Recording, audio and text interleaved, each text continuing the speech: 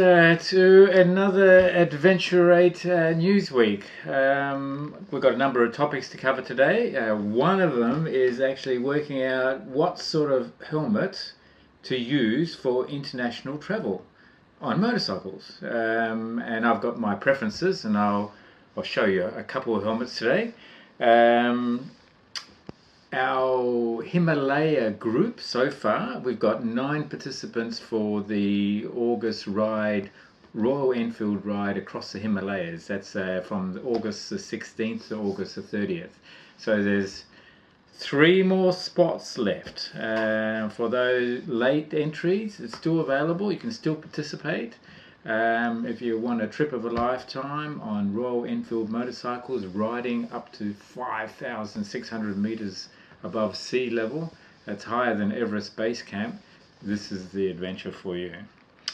So other things that we'll cover off today are obviously some of the tours coming up, 4-wheel drive tours, as well as some other motorcycle tours for planned now for 2020. I'll cover off those.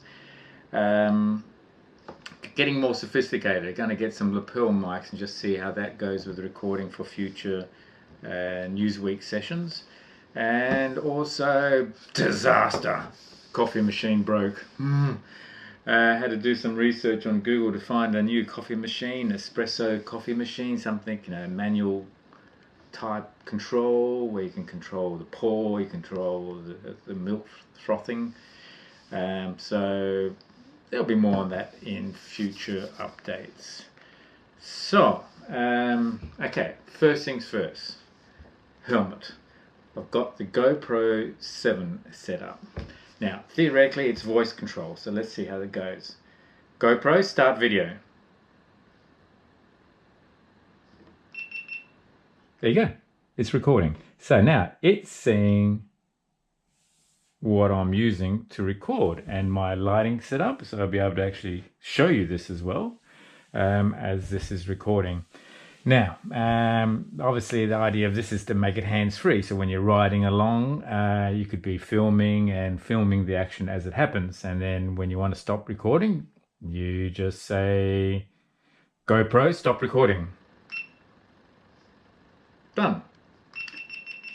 Now, when you're riding along at whatever speed, I imagine 40, 50, 60, 70, 80 kilometers an hour, depending on the terrain, with the wind noise and everything, I don't know how effective this is going to be. So that's the reason for mounting it to the side, so that I can just press with the glove on the top button here, and then that will start it, and it will start the video straight away, so I can capture the action. And then if I need to stop it at any stage, then I can just go stop it there. My view on the GoPro is that it actually records really wide angle. Now it's great for action, and it gives you that sense of movement all the time because everything's so wide and you've got that movement going through the frame. Nevertheless, my other favorite camera for any sort of adventure travel is one of these little Nikon underwater cameras. This one is the model AW130. The current model is AW300. And that's what I'm actually recording with. So I have a couple of these on my trip. I do destroy them because you can put them underwater, you can put them on the racetrack if you're filming races. You can, they are sort of drop resistant. I have dropped them on rocks and cracked the screen and still took it underwater, and yes, water does leak in occasionally when it's got a cracked screen, but then when you dry it out, it keeps on working. So I swear by these, and they also do great stills. They're easy to use, that's the main thing. The GoPro is really quite challenging to use at the best of times, whereas these are quite easy. Right, so besides the camera, finding the right helmet for international travel. I like the concept of an open face helmet, so that when you're riding along, often there's lots of changes happening all the time, so you want to either operate your camera or you meet someone, and as soon as you have something in front of your face like this, it mutes the sound. And for a full face helmet, it's even worse, so people can't see you either. So to be able to stop and to flick up your visor like that and to communicate with people, it just helps break those barriers. And that's the reason why I really love open face helmets. The other thing is when I weighed this helmet, it came in about 1.2 kilograms. And a full face helmet, by comparison, here we go, we've got a full face helmet, comes in at about 1.8 kilograms, so that's an extra ½ kilogram of weight on your head. These sort of helmets I like also, particularly the ones that actually can flick up, so you've got an open face environment as well, which is what I like for international travel, and actually just touring anywhere really. So you come to the traffic lights and then you can just lift up the visor and chat away, get some air in before you ride along again. Now, particularly in Australia, one of the biggest problems is the sun and heat. Now, with these new helmets, there's some added features, and one of those is the built-in visors, sun visors, so that when you're riding along and you're riding in the sun, you can get some shade, stop the sunburn, less strain on your eyes as well. And when you've got when you need some more light, you can just lift up that shade, and that operates within the screen or without the screen. Now, I did have an open face helmet with a lid like this, and I thought I might use that for the Himalaya trip, but then, and I'll get that so that you can see, so which is this one here. So this particular brand is a Bell, and it looked pretty fancy. I love the graphics on it, and it seemed to have a nice innards as well, like a quilt type innards. But what I didn't realize about this is a couple of things. I'll cover those off. It's a pretty hot helmet. There is no ventilation in there at all. So when you put it on, this glass is always a problem. It all fits very snug, and you think it's going to be fine, but it doesn't take long. After about half an hour, your head really starts to get hot because there's no ventilation here with this fabric that's been used. The other issue is that, okay, these screens are good, so that helps, but there is no sun visor, so I've put tape there to help at least get the sun off your eyes by tilting your head.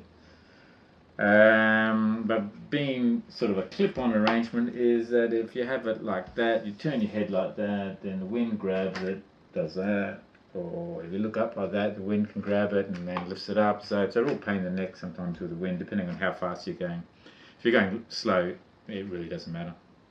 So I was looking for an alternative, something that could offer me the benefits of this helmet here, but without the weight.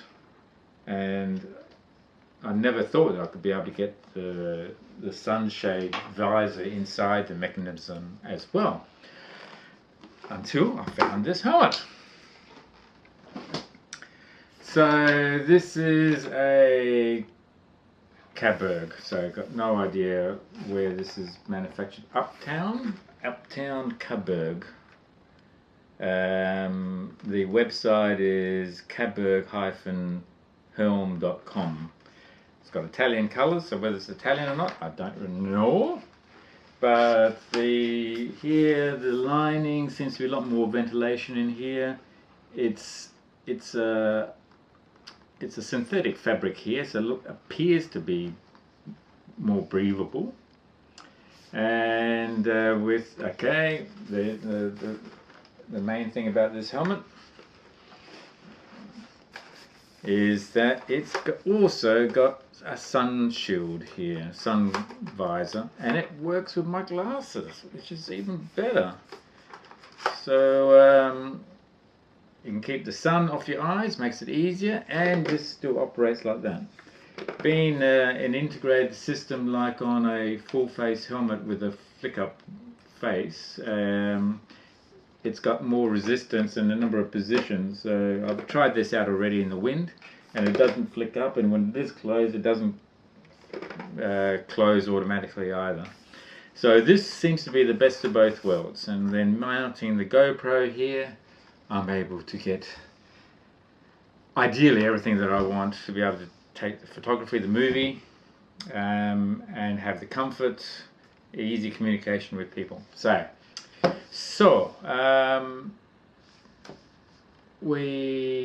think that's about it on the Himalayas right now. So the motorcycle tours for next year, I'm looking at Mongolia, and this is all part of the Silk Road. So the dates, and I will include this on the website eventually, but the dates for Mongolia are likely to be the 30th of August to the 12th of September in 2020. The Mongolia ride won't be as challenging as the Himalaya ride this year, but it will be just as interesting, of course. The advantage of the Mongolia ride being a little bit easy is that if you have a pillion passenger that would like to join you, then that is also okay. So 2 up on this on the Mongolia ride is okay, and obviously all pillion riders will be welcome for that. So pricing and information, more detailed information will become available shortly. 4-wheel drive trips coming up. I'm starting to book up the calendar for 2020, and got the classic 4-wheel drive adventure journeys throughout Central Australia. So the ones I tend to focus on are the ones that are hard to do. People don't necessarily want to do them by themselves. They don't have the skill or the equipment necessary to actually navigate these areas, and to be able to do it safely and comfortably, and with lots of excitement and photography opportunities, etc. That's obviously that's what Adventure8 is all about, is providing experience, opportunity, exploring, discovery, adventure, but do it in a safe manner, in the sense that you get to your destination safely, able to tell you the story. It's not an adventure if you die along the way. If it's not an adventure if you hurt yourself along the way. It's an adventure when you cover daily challenges, but you come out of it excited, wanting more, and able to tell a story and share that experience with others as well. And obviously having stills and a movie made of the journey, that helps you share with others, but gives you lifetime memories that you can again come back to and revisit in the years to come. So the 4-wheel drive adventures for next year, it's going to be Simpson Desert. That's going to be in May 2020, and currently one vehicle is fully full. If we have more participants, and we can organize another vehicle, if there are some people that want to tag along, well, then we can make arrangements for a tag along as well. Again, tag alongs are quite limited because obviously there's a responsibility both ways, with the tag along as well as us to them and them to us. So but we can discuss those if that is of interest. After the Simpson, there will be the famous gun barrel highway crossing. There's a number of options there with the gun barrel, so depending on how many vehicles there are. If it's one vehicle, then we go one particular route. If it's 2 vehicles, then there is an option to take a more challenging section in addition to the other route. Beyond the gun barrel, the journey will take us to Western Australia, to Caravan National Park, spectacular gorges there, and then we'll continue on towards the west coast to Coral Bay, where we'll be swimming with whale sharks, and that is one of those unique experiences as well.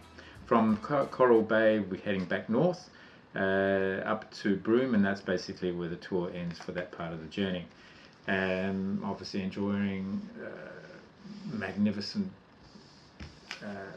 oceans and the red soil and the blue oceans and Cable Beach. It's fantastic. There will be a journey on from there for those people wishing to join the journey, and that will be through the Kimberley Ranges heading towards Darwin. So, and that includes Bungle Bungle National Park, possibly, the Kimberleys and Catherine Gorge. Again, depending on the time, there's a lot to fit into 2 weeks. So depending on who's on the journey, we'll design the route around that as well. All right, okay, that's coming to an end for today's Newsweek session. Major events that are happening right now are the Australian elections. So a lot of stuff going on there. Climate change is obviously one of the big issues, and I guess from my perspective, doing adventure travel means traveling all over the world, seeing cultures, seeing landscapes, meeting people, understanding people's habitat, their lifestyle. Climate change is affecting all of that. So if there is anything that can be done to minimize that or make us be able to survive in the changing conditions better, then I'm all for that. So we'll see what happens with the elections this Saturday in Australia. That's about it for today. Coffee machine, we'll find out more about that next week when hopefully something arrives. Thank you again for joining Adventure8 Newsweek. Remember, subscribe to the Greenie Flicks channel on YouTube. Press the little blue button for notifications, and that way you'll get an update when I do release more videos and movies. The things to do for me still is to do the movie of Croatia and the e-bike rides, so that to share that. That's still in the to-do list for the month of May.